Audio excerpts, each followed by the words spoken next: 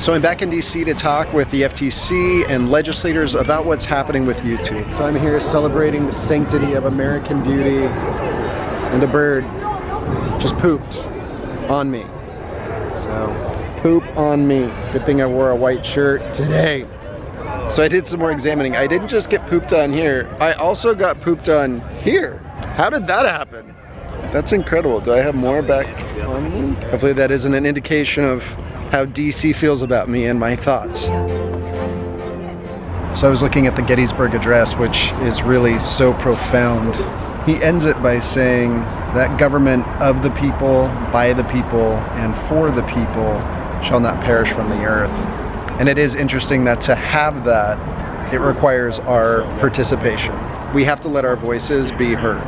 Luckily, I brought another shirt. So the way the FTC works is there's 5 commissioners who really have the final say on what's gonna happen.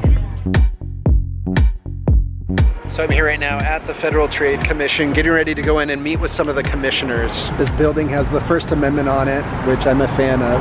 Free speech, freedom of religion, freedom of press, the freedom to petition the government for a redress of grievances. As a side note, make sure to check in the description box for the petition that you can put your name on that we can send to the FTC. So I just found an incredible channel online. It's special books for special kids. Chris was a special education teacher and he wanted the world to see how cool these kids were that he was working with. So he started posting videos online. Because of the feedback he was getting and the positive response, he decided to take a leap and leave his job at the time to do this full time, to go around interviewing children with special needs or individuals with special needs and letting the world know them and understand them and hear their story. I'm so grateful that there is a technology and a monetization system that allows for people like Chris to make a living doing this kind of a thing. So I'm getting right now to go into the FTC and I want to share with them those types of stories. I want them to know and hear about the negative unintended consequences of their regulation decisions. Many of you are aware that we lost our comments on YouTube a couple months back.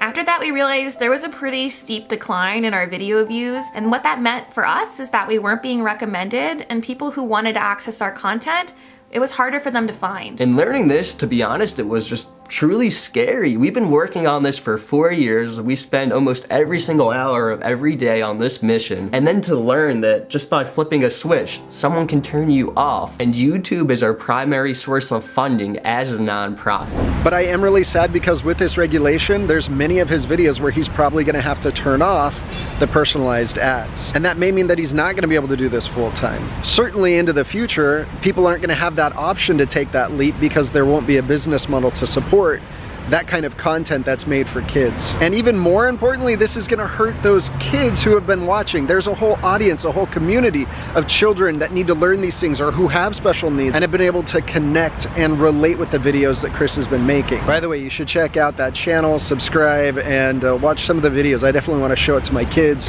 and help them see those conversations of how we can interact and learn from children and individuals with special needs. Well, I just got out of my meeting with the FTC and it went so well. They're really sincerely trying to do what's best there. I'm so grateful that they're listening to us and that they want to hear our stories. So again, if you haven't sent in your public comment, make sure to write in and tell them about your personal experience. Why you started YouTube, what the benefits have been for you, and what the harms are that you're seeing from regulation where you may be turning off personalized ads or unsure about whether or not your content is child-directed, or concerns about them expanding regulation in a way that would make you have to turn off personalized ads. I'm so grateful that we have the YouTube system and that it's made it possible for me to do this full time and for other people. I would hate to lose that, and I hope that as we fight together, we can help preserve it. So I'm getting ready right now to go meet with some of the staff of Senator Hawley.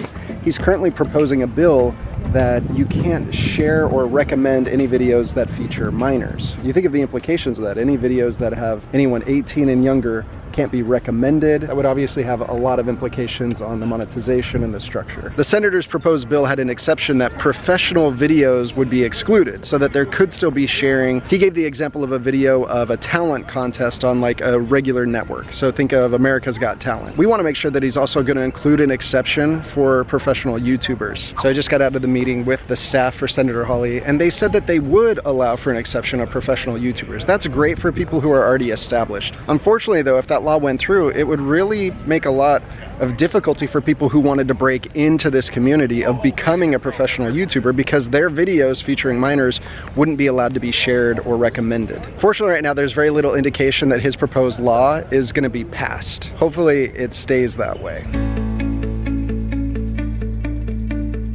Time for lunch. So it really is amazing how complicated these issues are. I agree with Senator Hawley on a lot of positions, but even though we have similarities, we can completely disagree over an issue like what's best for children, about personalized ads, or what regulation should be brought up against YouTube and YouTubers. Part of the problem though is that they don't have a full and complete picture of what's actually happening in families as it relates to YouTube. A lot of the regulators are wanting to just ignore the fact that parents are the ones buying devices and then handing it over to their children. And the thing that they're not giving enough credit for is that the laws they're using aren't intended to do parenting. If parents are choosing to do those things, that's the parent's choice. It's not for regulation to come in and take over parenting. It was good pizza. So each time I come to DC, I've been staying in an Airbnb, and there's actually kind of an interesting connection between what's happening with YouTube and what's happening with Airbnb. So Airbnb makes it possible through technology for an everyday ordinary person to compete with Marriott or Hilton, and consumers love it, because I'm able to stay for really cheap, really close to the Capitol building, which is where I'm needing to be. The problem is that the industries are able to come in and use regulation as a weapon to try to shut down the democratization of the industry. The same kind of thing is happening with Uber, and the same thing is happening right now to YouTube. And I guarantee that the lobbying money of the big competitors of YouTube have something to do with it. As a side note, Washington, D.C. is beautiful right now. The weather is perfect. Now I'm gonna head over to the National Art Gallery. Go check out some art while I'm here.